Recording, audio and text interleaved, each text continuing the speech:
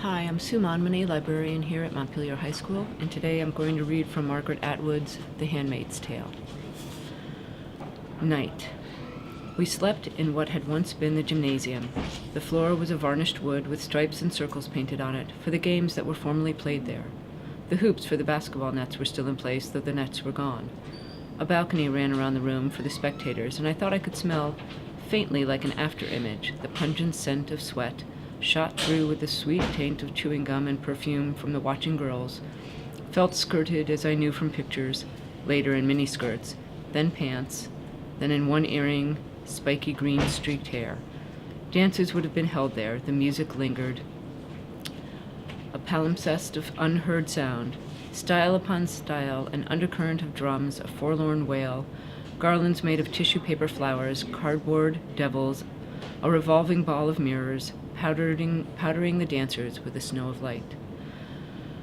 There was old sex in the room, and loneliness, and expectation of something without a shape or name.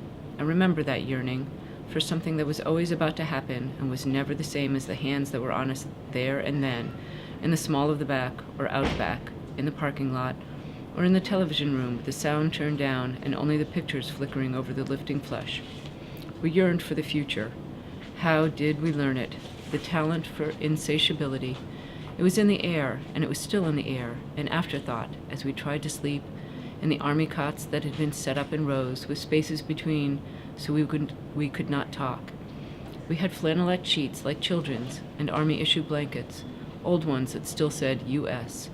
We folded our clothes neatly and laid them on the stools at the end of the beds. The lights were turned down, but not out. Aunt Sarah and Aunt Elizabeth patrolled. They had electric cattle prods slung on thongs from their leather belts. No guns, though. Even they could not be trusted with guns. Guns were for the guards, specially picked from the angels. The guards weren't allowed inside the building except when called, and we weren't allowed out except for our walks twice daily, 2 by 2 around the football field, which was enclosed now by a chain-link fence topped with barbed wire. The angels stood outside it with their backs to us. They were objects of fear to us, but of something else as well. If only they would look. If only we could talk to them. Something could be exchanged, we thought. Some deal made. Some trade-off. We still had our bodies. That was our fantasy.